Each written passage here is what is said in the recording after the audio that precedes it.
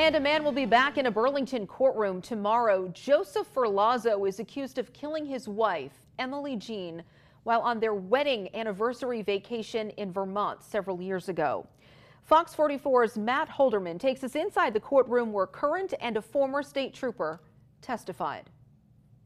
Day 2 of the Ferlazzo murder trial saw the state call multiple more witnesses up to the stand, including Vermont State Police detectives who interviewed Joseph Ferlazzo and have record of him admitting that he killed his wife, Emily. What is the approximate total time that you spoke to Mr. Ferlazzo on the 19th? Chittenden County State's Attorney Sarah George calling Detective Sergeant James Voris up to testify first, discussing some of the conversation and documents he shared with Ferlazzo during the interview. One piece of evidence shown was a drawing Joseph made for the detectives while at the barracks, showing the layout of his and Emily's camper and labeling where inside the vehicle Emily was. Emily's geolocation data was consistent with being at Bolton Friday evening. Later taking the stand was Amy Nolan, the trooper who caught Ferlazzo at the convenience store in St. Albans. Surveillance video was shown along with photos taken of Ferlazzo at the barracks and some of the items police later found inside the Ferlazzo's RV. Nolan describes the initial encounter. He seemed,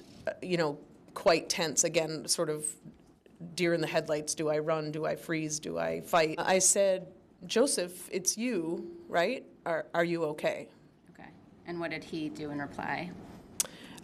He took his drink down and his body language sort of deflated. And he said, no, I'm not okay. Meanwhile, Ferlazzo's public defender, Margaret Janch, asked the detectives questions trying to make the point that Joseph was going through a mental health crisis when he was interviewed and confessed, and that he wasn't in the right state of mind to talk to police. Before the trial, the defense tried redacting the interview as evidence for that reason, but the court ruled it could still be shown to the jury. You didn't think that his statements to the effect that he wasn't thinking clearly was enough to stop the interview, did you? I did not. Janch also arguing that Joseph acted out of self-defense when killing Emily, and that he feared for his life during an argument and physical altercation with her. Therefore, she's asked the jury to find him not guilty of first-degree murder. The trial is expected to last about another 2 weeks, and in that time, the defense will call witnesses up to testify. It is expected they will call Joseph himself up to the stand,